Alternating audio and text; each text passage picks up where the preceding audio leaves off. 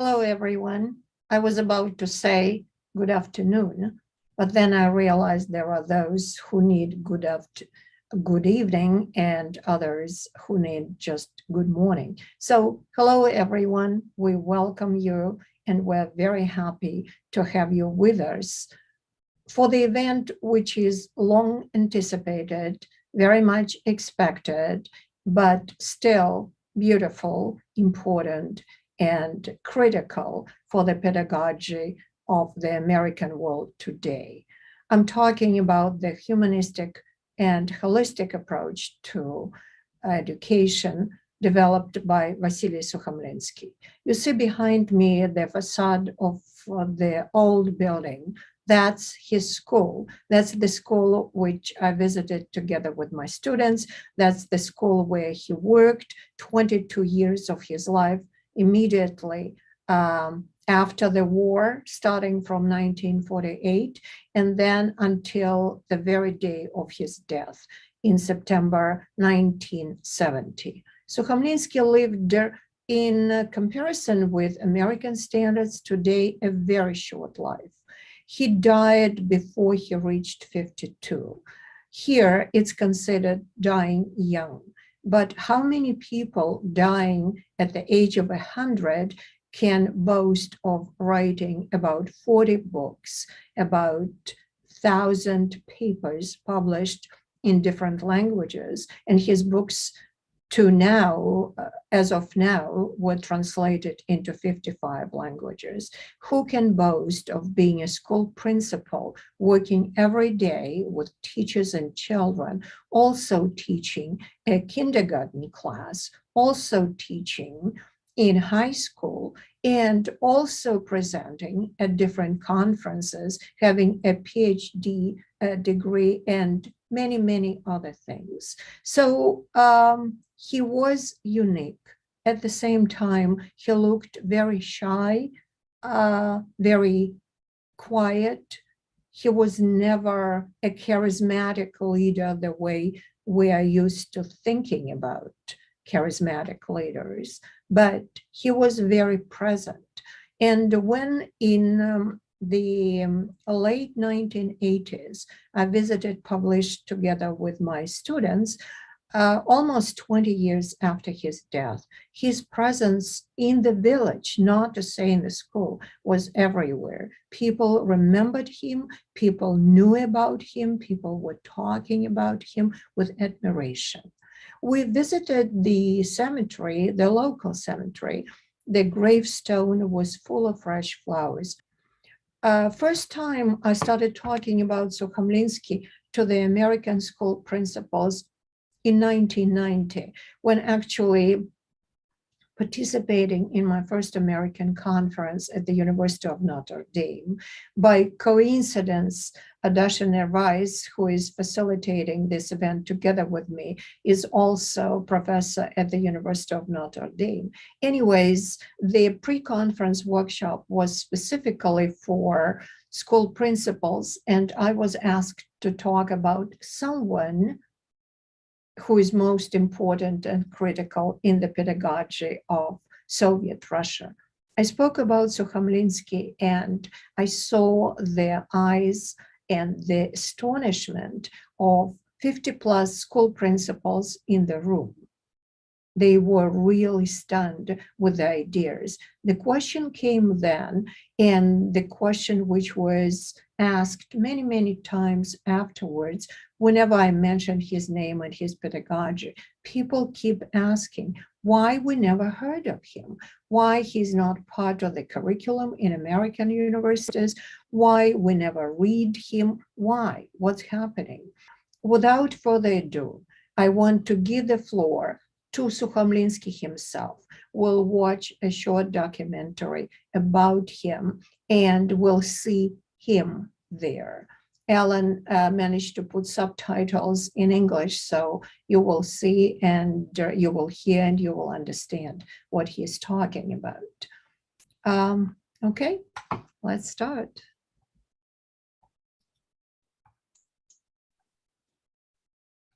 Нет, наверное, ни в одной школе. А в этой сельской есть. тише. Идет урок мышления. Красиво яблоко. Що це таке? Еще вопрос. Что это такое? Цветок, отвечают дети.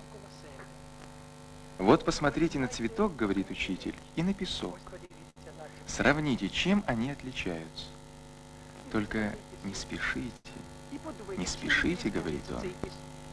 Думайте, думайте все.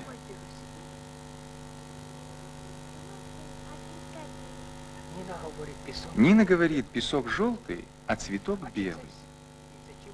Только ли в этом различие?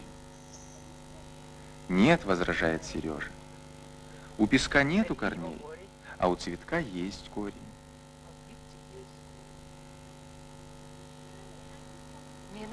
Нина добавляет, песок не живой, а цветок живой. Думайте же теперь, чем отличается живое от неживого, спрашивает учитель.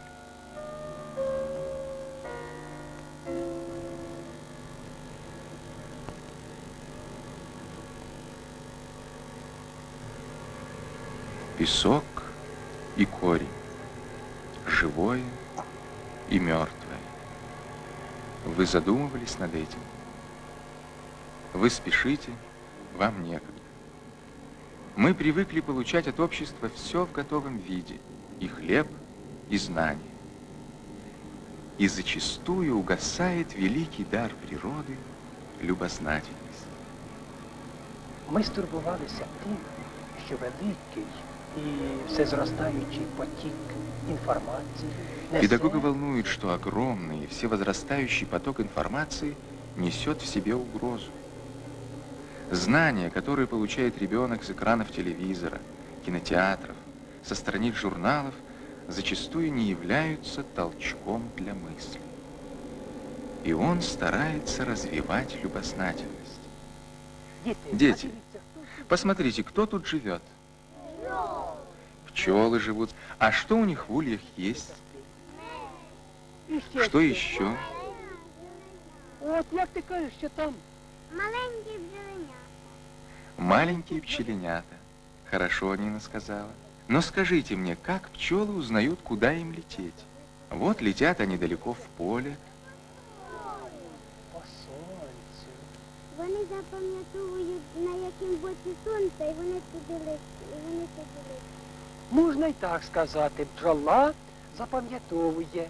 з якого Можно и так сказать. Они запоминают, с какой стороны солнце, и так находят дорогу к полям, где много цветов. Внимание детей подстегивают неожиданные вопросы. А скажите мне, сколько месяцев живет пчела? Ну, Вася, скажи. 2 місяці. 2 месяца живет пчела. А улей сколько живет? Завжди живе був. Завжди живе був. Правильно. Всегда живет улей. Вот это и есть жизнь.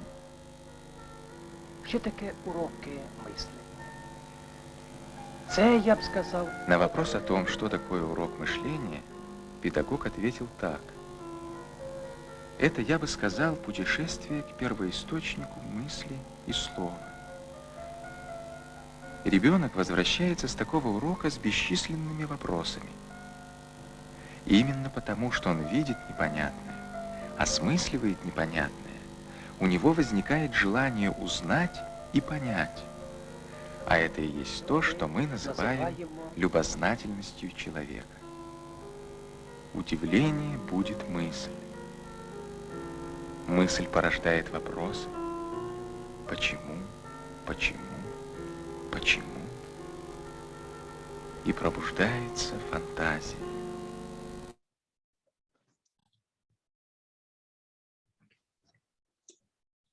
Sukhomlinski is an inspirational figure.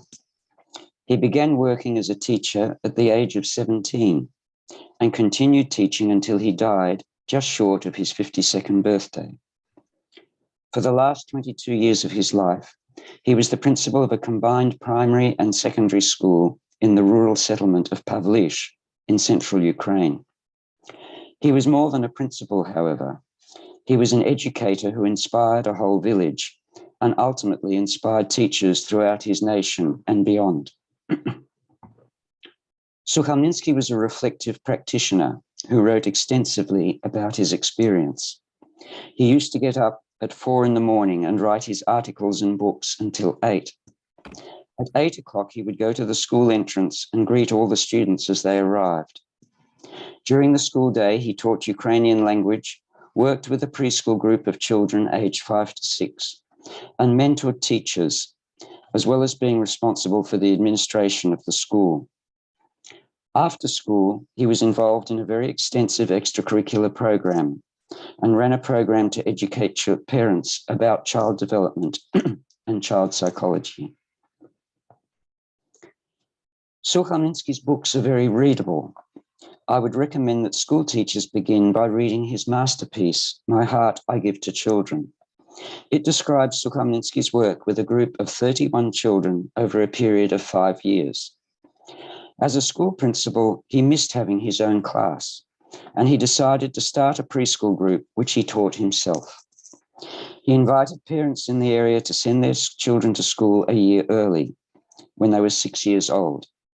He assured parents that this would not cut short their childhood, and he developed a very creative program for children that was run almost entirely outdoors. The children came to school barefoot and roamed the countryside with notebooks and pencils, which they used to draw pictures, and later to write sentences about what they saw. This outdoor program involved a great deal of walking and physical activity and developed health and resilience. Sukhomlinski also used the natural environment to stimulate children's observation and thought, telling them stories about what they saw and asking them questions.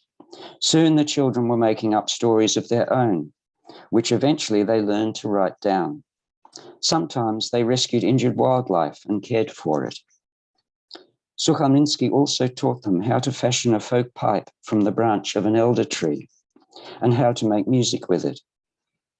Just about the only time they spent indoors was in a fairy tale room set up with props created by older children, and in an animal hospital they set up at school, and when visiting members of the community. Sukhomlinski made a point of introducing the children to elderly citizens in the community who needed companionship. The whole preschool program was very engaging, emotionally and artistically. When the children enrolled in the primary school, Sukhomlinski continued to work with them and made sure they still spent a good deal of time outdoors in nature. We can learn what it was like being a student at Sukhomlinski's school from another book I have recently translated, which has been published under the title Our School in Pavlish. This describes how the educational program at Pavlish Secondary School was run. The school was in fact a combined primary and secondary school with about 500 students from the surrounding area. Over the 22 years that Sukhomlinski was principal, his staff became a tightly knit group with a shared philosophy of education. The approach was holistic, addressing a wide range of developmental needs: physical, emotional, intellectual, artistic, vocational, and spiritual. The school had close ties with the parent body and the wider community. Parents attended sessions twice each month where they learnt about their children's developmental needs and could get advice from senior teachers. The local collective farm and industrial enterprises gave financial support to the school. The local doctor gave the children health examinations 2 years before they commenced school and continued to monitor children's health throughout their schooling. Through Sukhomlinski's involvement with the preschool group and his close ties with families, and through the united approach taken by the staff, children were trained to rise early in the morning and to do their homework before school. This left them with a great deal of free time after school for extracurricular activities. The extracurricular program was very extensive and very significant. It gave children the opportunity to develop knowledge and skills in a very broad range of activities that included horticulture, agriculture, animal husbandry, woodwork, metalwork, electronics, art, singing, instrumental music, ceramics, poetry, creative writing, local history, puppetry, and a range of extension activities related to mathematics, physics, chemistry, biology, and other subjects offered in the school curriculum. Often these clubs and activity groups involve children of varying ages, and the older children passed on their knowledge to younger children. Talents and abilities flourished, and children developed the habit of pursuing knowledge autonomously, becoming lifelong learners. The extracurricular program also offered staff an opportunity to form close relationships with children in an informal atmosphere. Students at Sukhomlinski school were taught to appreciate the beauty of nature and to protect and care for the natural environment. They were also explicitly taught how to read the emotions of their friends and family members and to develop empathy. There was a strong emphasis on developing positive values and positive relationships. During their first year at school, children planted an apple tree for each of their parents and grandparents, which they tended for years. The first fruit borne by these trees were proudly presented to the family member for whom they were grown. Children were taught to find happiness through being creative and through bringing happiness to others, rather than through consumption or the accumulation of wealth.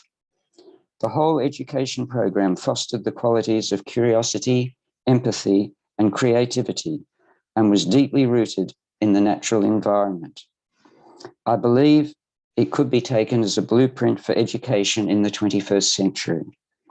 I believe English translations of Sukhomlinski's books should be in every school and university library, so that today's educators have the opportunity to be inspired by his example and to glean creative ideas from his writings.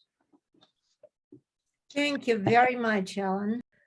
Thank you again, Alan. It was very inspirational and very informative. And now we turn to the part which is questions and answers, and Dasha and I will facilitate it, but the floor is all yours, and everybody who is present today, please place your questions in a chat box or ask them directly.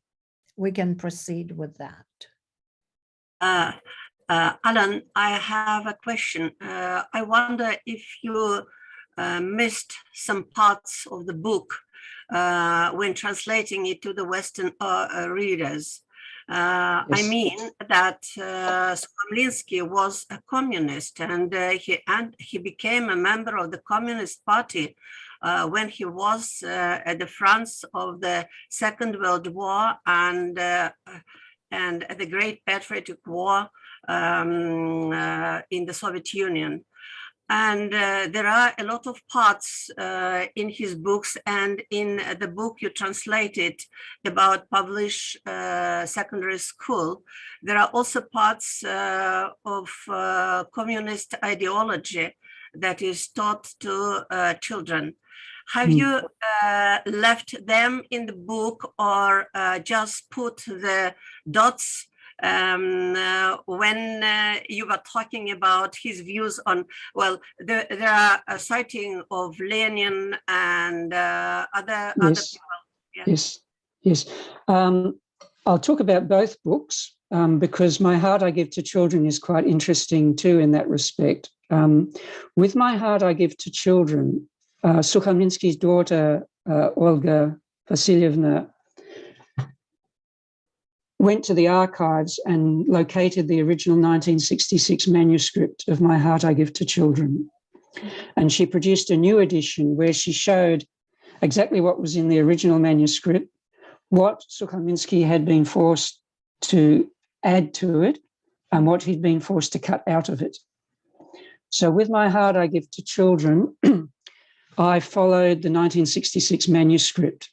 So that means compared to the 1969 edition, the first Russian language edition, some of that ideological stuff was left out. And also that there was other material added where, for instance, he referred to Freud, or he quoted from Walt Whitman, or he described how difficult it was for children after the war. So with that one, I've stuck very closely to the 1966 edition. I did leave out about 2 pages There was one page where he attacked an American educator who probably no one in America had ever heard of. And I thought that's not going to be any use to anyone. It will only put people off. And there may have been something else where it was, there wasn't much I left out anyway. With Pavlish Secondary School, translated as Our School in Pavlish, I didn't have an original manuscript. There wasn't a new edition to guide me, but I did leave out about 20,000 words out of 170,000. I translated the whole thing, and then I said, okay, I didn't cut out when he's talking about communist ideals, because that's part of his soul. So if he's talking about how they planted communal grapevines and how they were trying to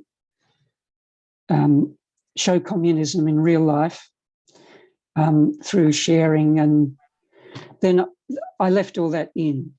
But if he's referring specifically to Communist Party conferences, or he's put in obligatory references to Lunacharsky and Krupskaya, I've tended to leave that out. And I left out a whole section.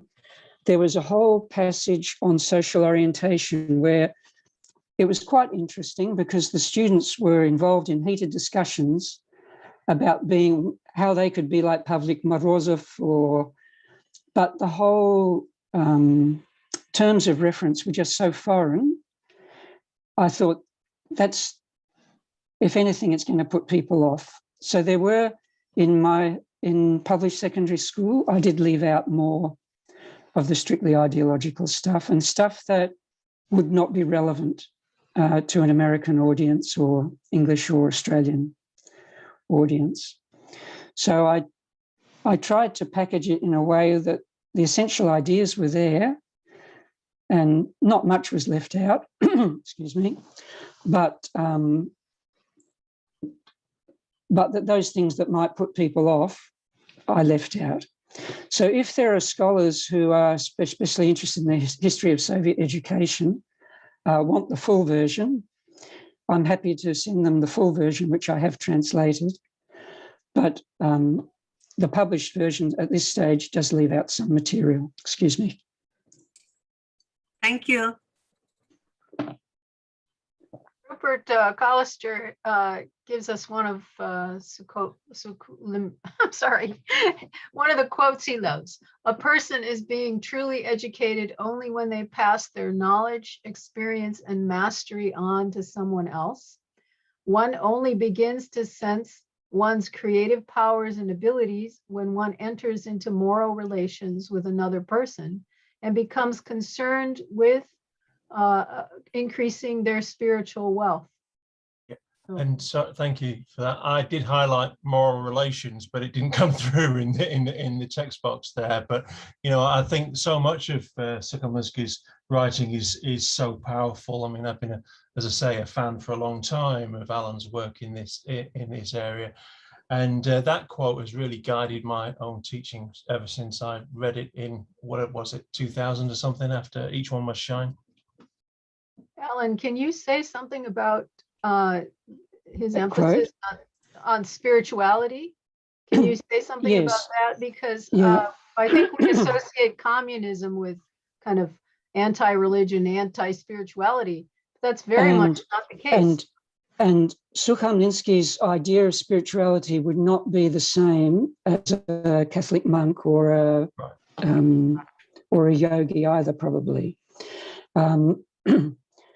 But he uses the word a lot, and in Russian usage, spirituality refers to all of a person's moral dimension, their aesthetic appreciation, higher psychological functions, I suppose you could say, something like that.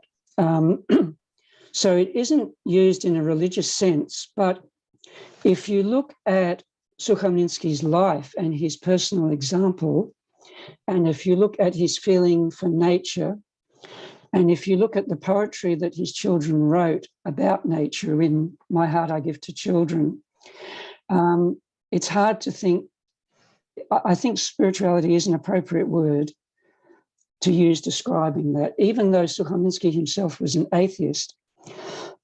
And I think there is such a thing as secular spirituality, and even Buddhism is not theistic. So I think he's a very spiritual person, and I think he encouraged spirituality in his students, but not in the sense of a religion, of promoting a religion. Yes. So I don't know whether you want to take that further or reflect on it yourself, Dasha, but. No, that's my impression. So it's being connected to a higher power, the natural world, the community. So certainly nature, yes. Yes, certainly nature. There's an interesting, he wrote, as Tatiana mentioned, he wrote over 1,000 stories, little miniatures. Not all stories, some of them are more like vignettes. They're just descriptions of nature or, but one I liked was called The Lamplighter, excuse me. And it's about this river that flows through the countryside and how boats sail on this river and people live on it. And then he describes, and there's a lamplighter who goes out, there's a post in the middle of the river, and they hang lamps there at night for the boats to navigate their way down the river. But then people decide that the forest along the riverbank are not necessary. They could use that land for agriculture, and they chop down the forests. And gradually they exploit more and more of the landscape to the point that the river dries up. And people use the riverbed for vegetable gardens. And this lamplighter still keeps going out and putting his lamp up on the lamppost. And someone asks him, he says, "Why do you keep putting that lamp up? There's no river there anymore." And he says, "So people can see their stupidity." And so he was an environmental advocate back in the 50s and 60s, probably, I don't know if it was before or after Rachel Carson's book, Silent Spring, but certainly he was a very early environmentalist. And in an article that his daughter recently wrote, she mentioned some correspondence with a science fiction writer, and Sukhomlinski had written in this letter, he said, if we keep doing what we're doing, we're not going to have air to breathe. And he was very much aware of our connection, our dependence on the natural environment. And he said people should have the attitude to the soil that a submariner has to the walls of his submarine. Their life absolutely depends on the health of it. So yes, nature was probably, the supreme thing for him. And nature was in connection with his, again, different concept of being a patriot, because there's so much now happening in countries where he was born and he was working, talking about patriotic education. For him, homeland was the beginning of life in a small place where you are born. Homeland for him was that small community where a person belonged to. It's not about hugely patriotic slogans, which is another different thing in comparison with the Soviet schools of the time. Like every Soviet school would start with, we would fulfill the decisions of Communist Party Congress number such and such.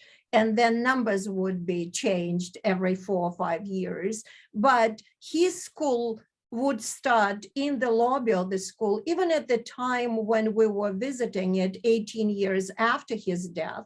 the school started with the portraits of mothers of great people. So for him, a mother is the start or the homeland for a child.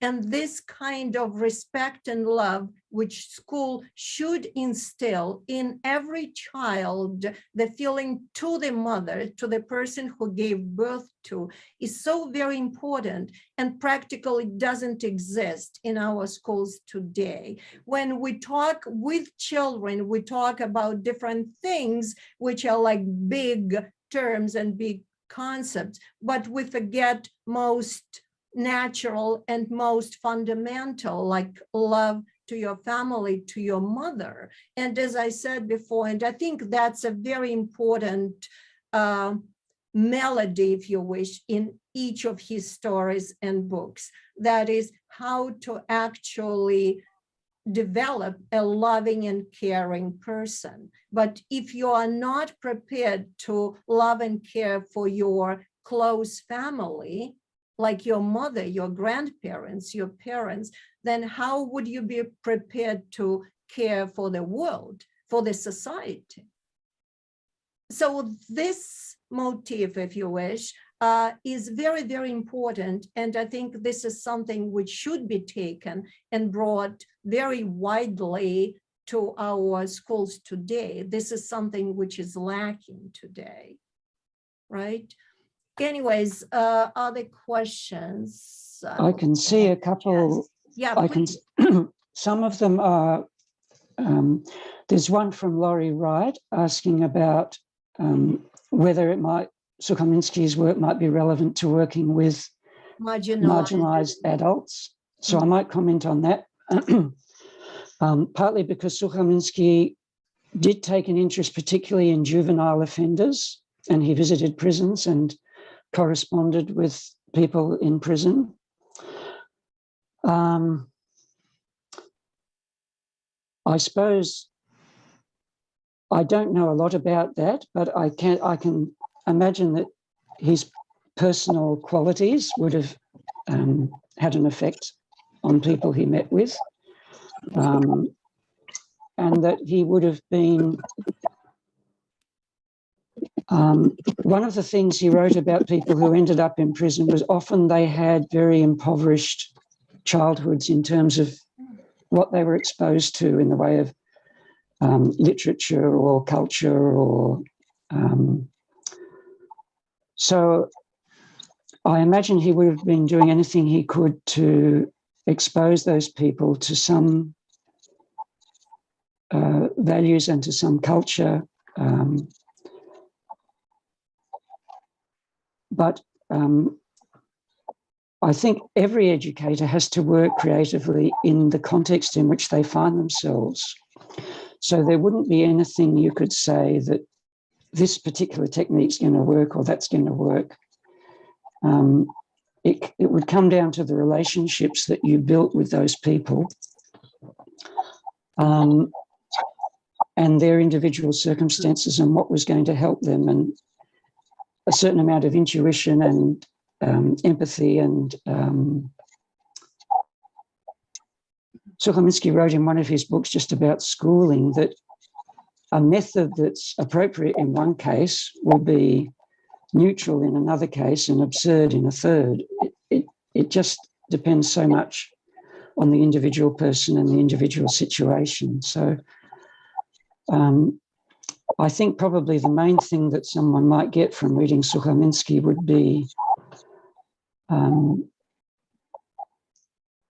maybe to learn from his faith in every single student. He would never write anyone off.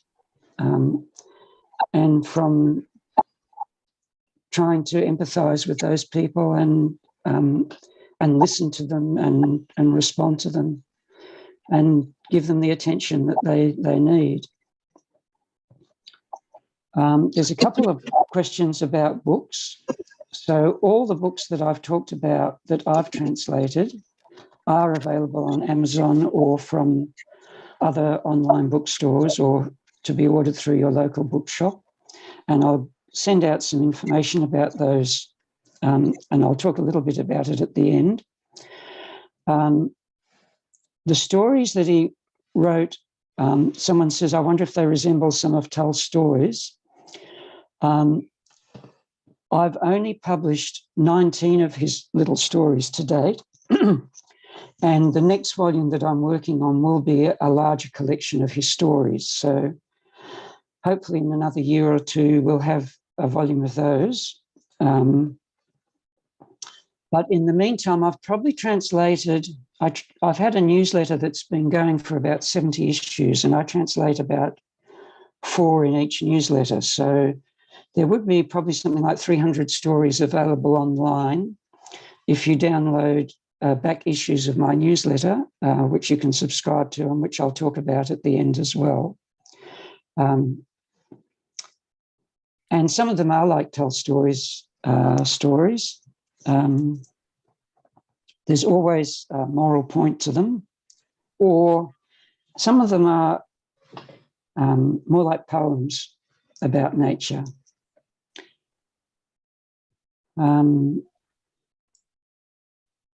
Ellen, there's a question coming from Sasha. Could you describe Sukhomlinski's interaction with those with exceptionalities? Oh, that's an interesting question. Well, exceptionalities can be, of course, being gifted, and it can be having difficulties. And in both cases, Sukhomlinski catered to those individual differences. So the gifted children, as Dash has already mentioned, the emphasis on self-education. So for the gifted children, there were all these extracurricular activities so that just about everyone would find something that they were passionate about. And Sukhomlinski makes the point it's not always going to be academic things. So he thought it was very important to find what he called a person's golden vein. That's the image of mining gold, when you find a vein of gold in quartz or somewhere.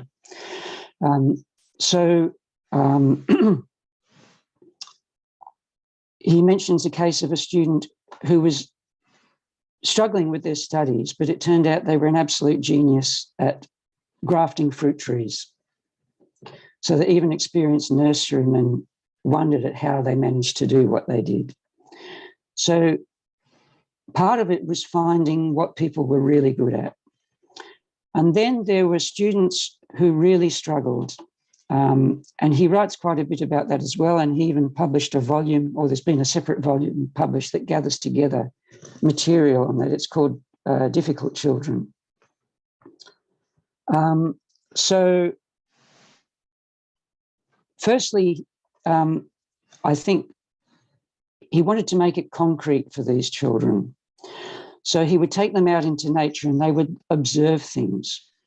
And Sukhomlinski said with some of these children, they find it very difficult to switch from one thought to another, to make associations between things. So he would get them to observe nature and to observe cause and effect relationships in nature and make connections. And then he'd teach them how to talk about these things. And someone who, there might be someone who for 2 years couldn't work out addition, but through taking them out and giving them all this concrete experience, eventually something clicked. I think there was one child he wrote about who invented a machine. He was in one of these work clubs, in these extracurricular activities after school, and they were making gadgets that could be used for addition. And in working on this gadget, it clicked what addition was. And he was able, and he said that boy actually went on to become one of the most gifted math students by the time he graduated from high school. So I think one thing that characterizes Sukhomlinski's approach is that he would never give up. And he never gave a child in the primary school a failing grade. If they hadn't achieved what would be a pass, they just kept working at it until they did. So sometimes a child might take a report card home that had no mark recorded in some subjects.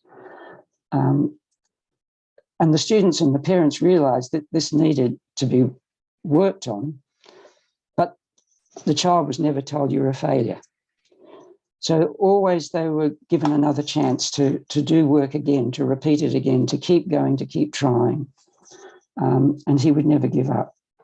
And I think that's probably a pretty good strategy to take with children that have difficulties. Yeah, and there's one more question from Sasha. What were the average sizes of those classes he worked with? Sukhomlinski's classes at his school, I think, were around 30, probably. They had 10 classes, 10 grade levels, grades 1 to 10. Grades 1 to 4 was primary and grades 5 to 10 was secondary. And I think there were probably, I'm guessing there were 2 classes at each level because there were about 500 or 600 students. And the preschool group he started with was 31. So there may have been larger classes. I've certainly, when I went to school in the 60s, we had 40 in a class at the primary school I went to. So, but I think he had around 30 at his school. I don't know, Tatiana, if you've got any comment to make about that. That's correct. And also I wanted to add that he was the first educator in the Soviet Union who suggested to have this one class before the first class, like the first grade, so age 6 to 7, what he calls the school under the blue sky, the school which he created. For 9 months, kids would be having classes, but practical all the time in nature. But he was the first to suggest it. So now in Ukraine, they do start at the age of 6. But before that, Sukhomlinski was the first, especially in a village school, to start doing it. And also I wanted to add about the children. Remember, that is Ukraine immediately after the Second World War. So Ukraine was under fascists for over 2 years, and practically all Ukrainian villages were burned. So what Sukhomlinski received as a school principal was almost nothing. And most of these kids did not have fathers. Some lost both fathers and mothers. So they were difficult children in this regard. They were difficult because they didn't have parental love. Some lived with one grandmother or grandfather, and there were several children and no money at all. So in this regard, they are all under the rubric or category of what we call here children at risk. But what he managed to make out of these children at risk is a beautiful group of young adults who then gave birth to their children. And this publisher was flourishing at the time he was school principal. And also there was a music school in the village, and it's practically part of his school. So aesthetics and the understanding of beauty as is was a big part of the school. And when you think of a child who is raised in the spirit and atmosphere of beautiful moral relations and beauty as is, then the result is as it was, beautiful. There's one other question there. What was his approach to discipline that probably needs a comment? So firstly, there was certainly no physical punishment.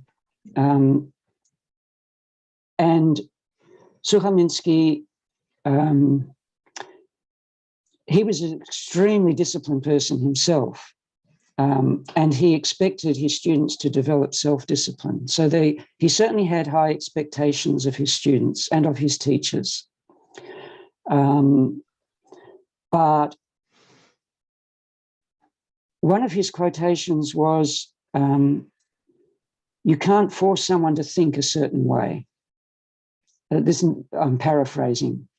And he quotes Tolstoy. He says, trying to force someone to accept your beliefs is like trying to cover the rays of the sun. Whatever you put on them, they come out on top. So his whole approach to character development was to lead by example, to give explanations, to motivate people emotionally. There's a couple of incidents in My Heart I Give to Children which illustrate his approach. One is where the children in his preschool group visited part of the school grounds where they'd planted all these flowers, all these chrysanthemums, and the children started picking them. And Sukhomlinski let them keep picking, even though he knew it wasn't right. And then when they'd picked most of them, he said, "Now, children, does it look nice now?" And he made them aware that the other children had put a lot of work into growing those flowers, and now that beauty was gone. He said, "If you want to pick a flower, you should plant 10. So then they transplanted the chrysanthemums into the greenhouse, and they grew them there so they could give their mothers chrysanthemums in March. I did have another example, but I see also we're running out of time. Can you, there were a couple of questions about his impact today in Ukraine, I suppose, or elsewhere, but can you say something about well, that? certainly his writings are still very popular in Ukraine and in Russia. And a lot of his works were translated into Chinese during the 1980s and 1990s. And when I visited Ukraine in 2009, I found out that they were selling a huge amount of his work in China. And I read a paper by a Chinese scholar that suggested that Sukhomlinski was the most popular foreign educator in China. And they give the biggest volume of his works published in Russian is a 5-volume collection, and each volume is about 600 pages, so about 3,000 pages. And that's selected works, of course, that's not complete works, but and that's been translated into Chinese, and they give it as a prize to teachers who perform very well. So, and I went to a conference in China where there were 400 school principals, and there'd been another conference I heard of where there were 1,000 delegates came to study Sukhomlinski's approach. And there are schools, especially country schools, that are modelled on his school. So outside the English-speaking world, he certainly is influential. I imagine a lot of his work would have been translated into the languages of the countries that were formerly part of the Soviet bloc. So probably he's known in countries like Poland and Hungary. Sukhomlinski visited Hungary, East Germany, and Cuba, and gave lectures there. So I don't know to what extent his legacy survived in those countries, but I imagine, given its universal appeal, or as it seems to me, its universal appeal, that he would still be read in those countries. And I think he remains to be discovered by most educators in English-speaking countries, and I hope people do read the books and learn from them. So I've got a little PowerPoint I made, which just shows the publications that are that I've currently made available, and perhaps I could share that. And I thought I'd send out a PDF I've generated from it to all the participants so that they can access those books if they want to, and perhaps ask their libraries to get them in. So I'll share screen again. PowerPoint, share.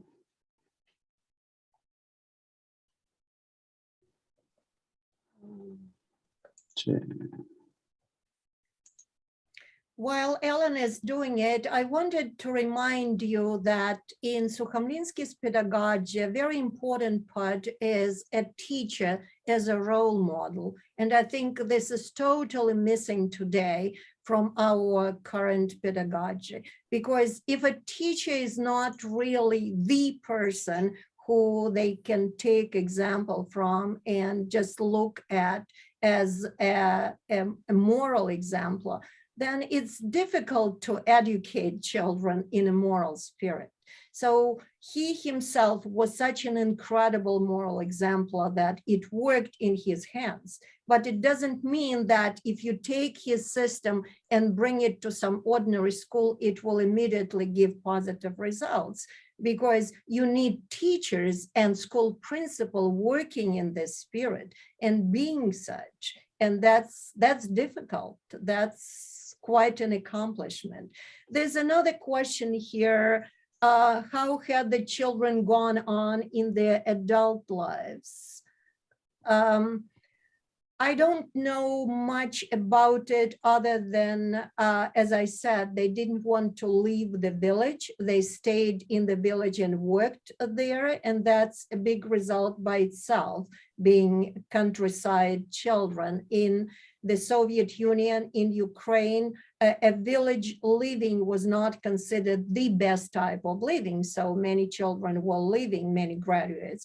His was staying there. Ellen, yeah, go ahead, please. Okay, so the main books are My Heart I Give to Children, which I would say is the best starting point for teachers. Mm-hmm. Then there's Our School in Publish, the one that I've just translated, which would be of particular interest to principals and anyone that wants an overview of how his system works. Mm-hmm.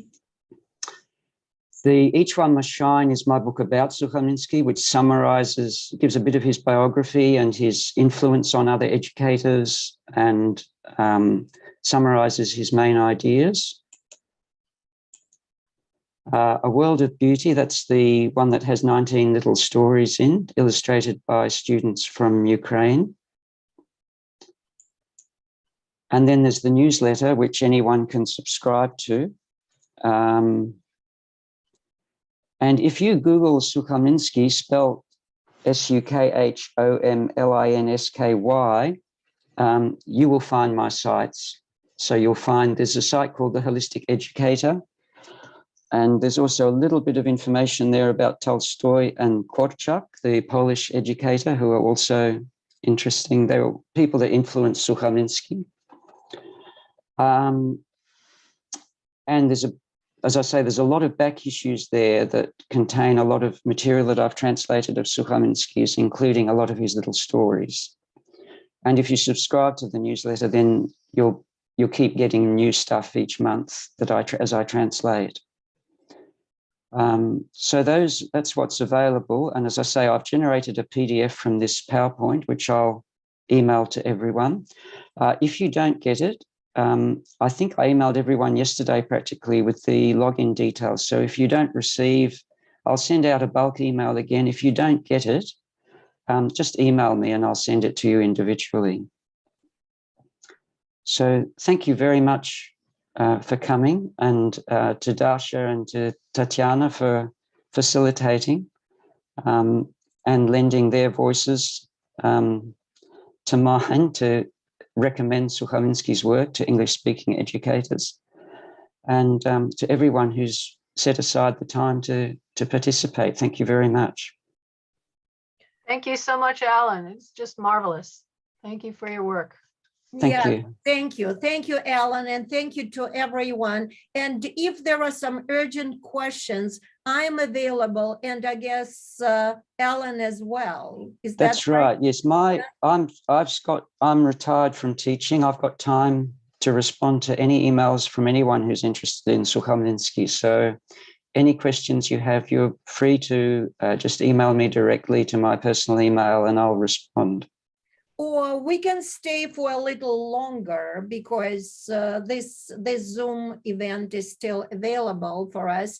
And if someone, I mean, we understand people have other responsibilities in life. So if you need to go, thank you for being with us. But if you want to stay and you have other questions, I guess we can still do it, right, Ellen? Oh, yes. Graywin's could you please read a story from a world of beauty? So, yes. Ellen, maybe stop share, Ellen. Oh, yes. Sorry. And I will be leaving to go make dinner. So Thank you, Dasha. Bye-bye. Dasha, thank Bye. you. Have a good evening. So, yes, I'm happy to read that story. I'll show the illustration first. This is by a 16-year-old boy, I think.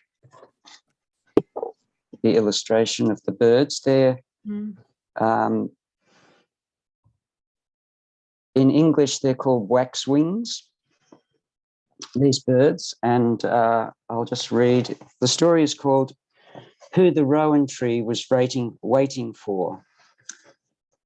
And I suppose it's an exemplar of how Sukhomlinski made up stories about things in nature. The rowan tree shed its leaves. Only bunches of red berries remained. They hung like beads, beautiful, but bitter and tart. Whenever birds came and tried the berries, they found them bitter and flew on. Then one morning, a beautiful song rang out above the rowan tree as if silver strings were being played. Some wonderful crested birds had arrived. They were waxwings. They had flown from the far north. They were the ones the rowan tree had been waiting for. Joyfully, she welcomed her guests with her red berries. None of the other birds knew the rowan tree's berries had become sweet. People say frost makes the berries sweet, but it was not the frost. It was grief.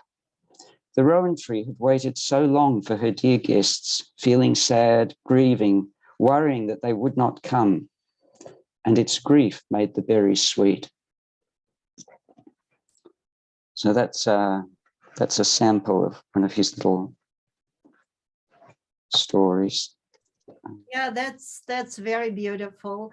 I just wanted to mention one more thing, which I remember years ago struck me really. He was using colors and children could show their mood with a color, and they would choose a flower in the morning of a certain color to show their mood. So he once came to the classroom to give a class, and there was some beautiful, colorful flower there in a vase, and it was showing that children were in a very positive mood. During the class, they noticed that he had a hand watch, and the children were looking at his hand watch, and he said, "Are you interested?" So he showed it to the children, and he took it off, put on the table, and was giving a class. During the break, before going out to a recession, he took away the watch from the desk, put it on, and when he came back to the second class with the same group, he noticed that the color of the flower was changed. And the color was showing that the children were not in real positive mood.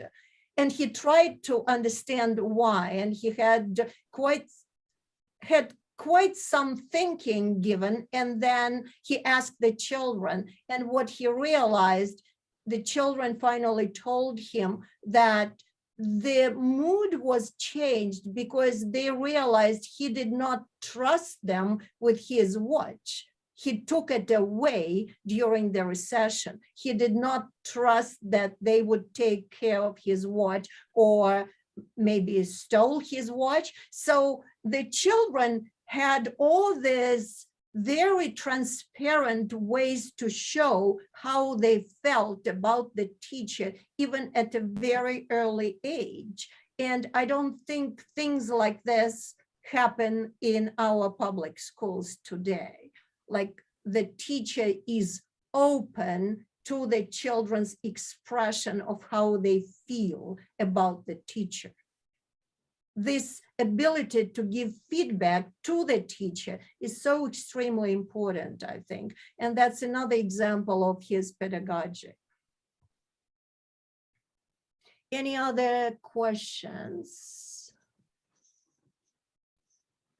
Question, but a few words to Alan and to Tatiana and to Dasha for organizing this, well, very exciting for me meeting.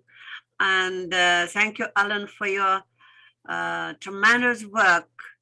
And you see, I have been studying Janusz Korczak, the legacy of Janusz Korczak, and I know how difficult it is to work on the texts of the person you are interested in. And I was not translating his books from Polish into Russian, but still your work is really fantastic.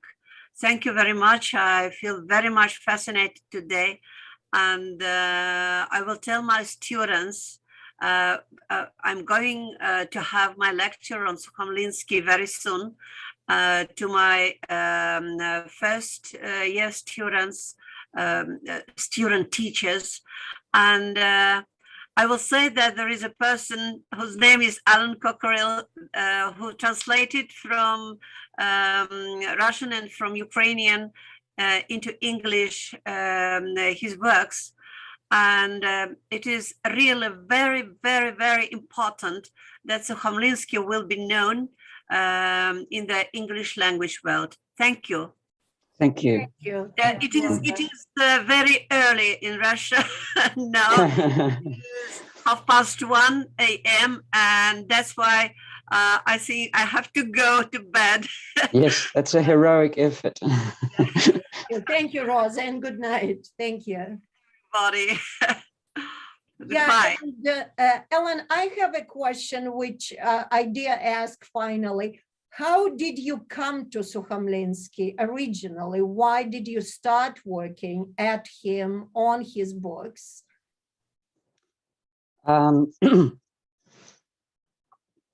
Well, it's quite a long story. I suppose the first thing is that I studied Russian at school. I was lucky I got a scholarship to a very good school in Melbourne in Australia where they taught Russian. It was one of only 8 schools in Victoria that taught it. Now I don't think there are any schools that teach Russian. It was lucky it was in the 60s when there was more interest in with the Cold War and the space race and everything else. Then when I was at university, I studied Russian and I did an honours degree in Russian language and literature. And I was also studying, as an extracurricular activity, I was studying yoga. And through yoga, I became interested in holistic approaches to education. Mm-hmm. And then I trained as a school teacher. And I was involved with a foundation that was starting up a holistic school. And I put my Russian aside for a while, and I worked in some bakeries that were raising money for the school, and I worked on a farm for a couple of years. And then I went back to study. I did a master's degree in Russian translatorship, and then I decided I'd do a PhD on Russian education. By that time, I was interested in holistic approaches. And I thought I'd combine the two things, my Russian and education. And I started subscribing to Учительская газета, the teacher's newspaper, and to a couple of journals, Народное образование and Советская Pedagogia I subscribed to. And I started reading Simon Soloveitchik's articles, and he often referred to Sukhomlinski. Mm-hmm.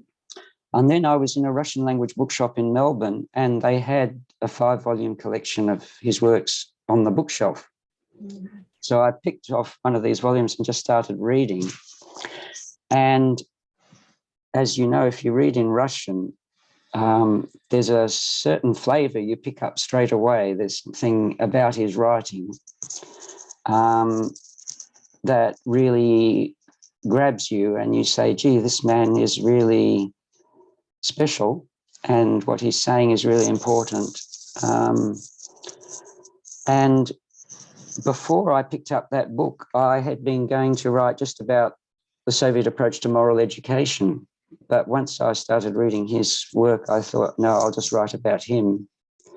And that's since then I've been interested in his work. So I wrote the PhD and I managed to get it published as a book. And then I went, the Russian department where I was teaching almost closed. It went from 5 lecturers to 1.5. And I went back to school teaching, and I found it difficult to find time to do much research or translation. But I worked in 2009. I cut back my teaching hours a bit, and I went over to Ukraine. And then in 2015, I took long service leave and worked on My Heart I Give to Children. So, and now I've retired, I've got more time. So I completed published secondary school. And I have written a few articles and book chapters about him, but I think the most important work is just the translation, really. And that's what I hope to focus on for the next couple of years, just get more books translated. Yeah, thank you. Thank you. A beautiful story. And, you know, when now with our multimedia showcase, we launched, and Marilyn is here as well, we launched a project which is called International Expressions of Kindness. And Alan is a coordinator for Australia, and Rosa is a coordinator for Russia. So I really looked into Sukhomlinski's works and how this is related to kindness, how Sukhomlinski so much time ago, so long ago, was talking about kindness as one of the most important treasures in the world of morality. And I'm thinking if we return children and young adults to this important value, the world will definitely become better. But when I was looking at different languages, as we have flyers for this project in 14 languages already, I checked which languages we should start translating into. And I can tell you that Russian is among the most massively speaking languages in the world, and English goes way down this same ladder. And unfortunately, English has become Latin of the modern world, as Latin was in the Middle Age. And this is not a very good thing to do. We need different languages, but as the situation it is as it is now, it's very, very important that there are educators like Alan who spend so much time and give so much effort to translate from English, from different languages into English, and in this case from Russian. So Ellen, thank you very much indeed, especially from me as a Russian speaking person. I think it's a huge effort and a huge achievement, and you should celebrate it. If you don't have any other comments or questions, I would close the meeting unless anyone wants to say something. I see many thanks coming in the chat box. Thank you for this. And we'll keep working on it. Yeah, and Ellen, I'm sure, will come up with other translations for us. Thank you. Is there anyone who wants to say something or ask a question? You have a chance. Thank you, Alan. It was a very enlightening presentation, and I'm definitely going to encourage others within my universities to, you know, get involved and understand what it means to really bring in other worldly, you know, takes on when it comes to curriculum development. And as when we think about education this day and age, we often are caught within that colonialistic model here in Trinidad and Tobago. We're still in that model. And so I think that it's about time we get enlightened. So thank you so very much. Where do you work, Sasha? In what university? The University of Trinidad and Tobago. And I also am a past student of Colista Rupert Collister. So it's really an honor to be here with you all today. Okay, thank you. Thank you.